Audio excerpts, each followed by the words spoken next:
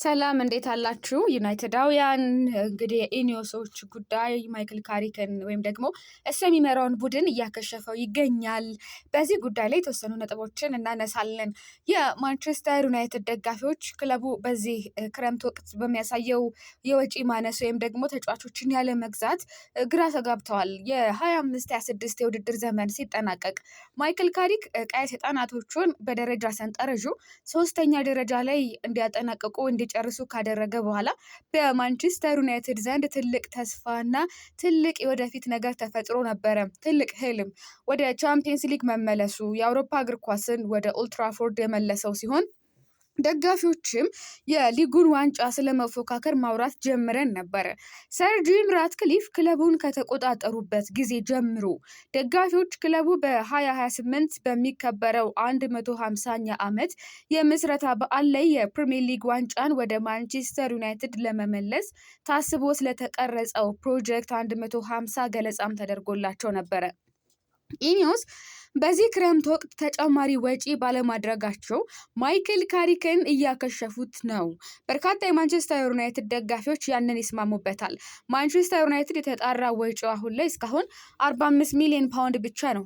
እንደዚሁም ደግሞ አንዳንድ የማንቸስተር ዩናይትድ ደጋፊዎች እንደው ከመጠን በላይ ይሄን አሉታዊ ነገሩ እየጨመረ ይመስለኛል።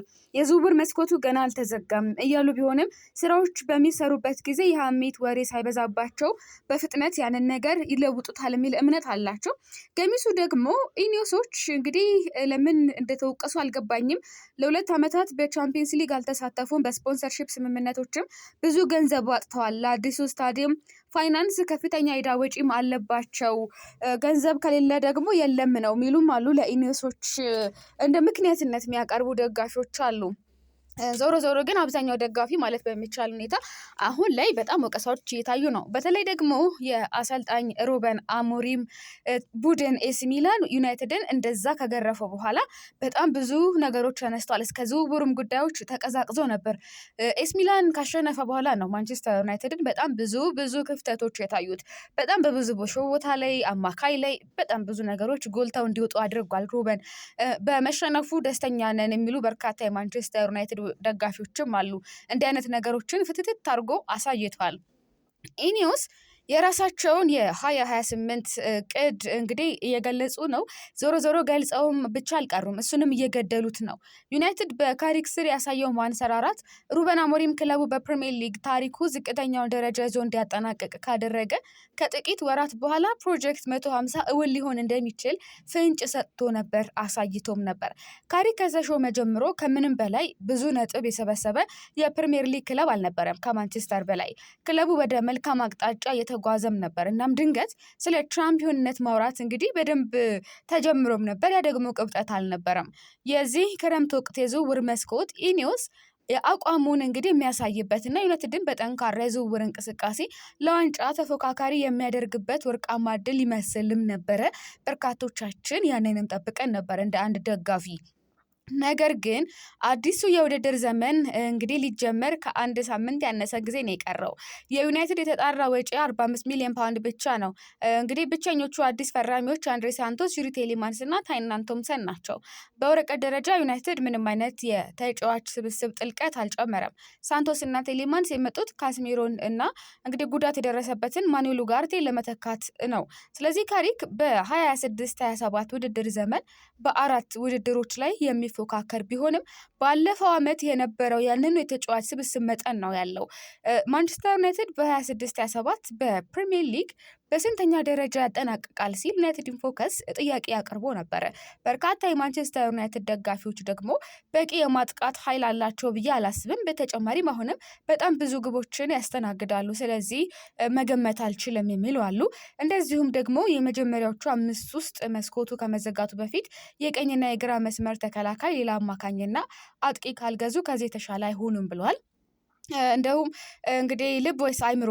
ልቤ ሻምፒዮን ይሆናሉ ይላል፣ አይምሮዬ ግን ከአርሰናል ቀጥሎ ሁለተኛና ከቼልሲ ፊት ለፊት ይሆናሉ ይለኛል ሲል ደግሞ አንድ ደጋፊ ይናገራል።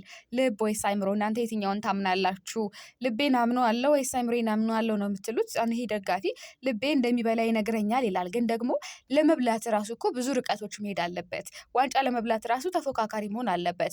አሁን ደግሞ ተፎካካሪ እንዲሆን በጣም ብዙ ኦፖርቹኒቲዎች አሉ ብዬ አስባለሁ። በኳሊቲ ጥልቀት አሁን አርሰናልን የሚተካ የለም። ባለው ቡድን ስብስብ ጥልቀት በጣም በተደራጁ ሁኔታዎች ያላቸው ላይ አድን ያደረጉት ጠንካራ ስብስብ ስኳድ ዴብዛቸውን አስፍቷል። ሌሎቹን እኔ ብዙም ማንቸስተር ዩናይትድ አሁን በጣም የቀሩት ነገሮች ቢደፍኑ ተጫዋቾች ቢመጡ ዩናይትድን የሚገዳደራለ ብዬ አላስብም። ካለው ኳሊቲ አንጻር ብቻም ሳይሆን ከነበረው ስቴቢሊቲ ከነበረው መረጋጋት ጋር ስናያይዘው እናንተ ያንን አታስቡ? በጣም የተተረማመሰ ጊዜ ይኖራቸዋል ብዬ አስባለሁ። ሌሎቹ ክለቦች ምናልባት ቼልሲም ትኩረቱ ፕሪሚየር ሊግ ላይ ብቻ ሊሆን ይችላል። ነገር ግን ደግሞ ፕሪሚየር ሊግ ላይ ብቻ ትኩረቱን አድርጎ ማንቸስተር ዩናይትድ አምና የት እንደነበረ የምታውቁት ነው።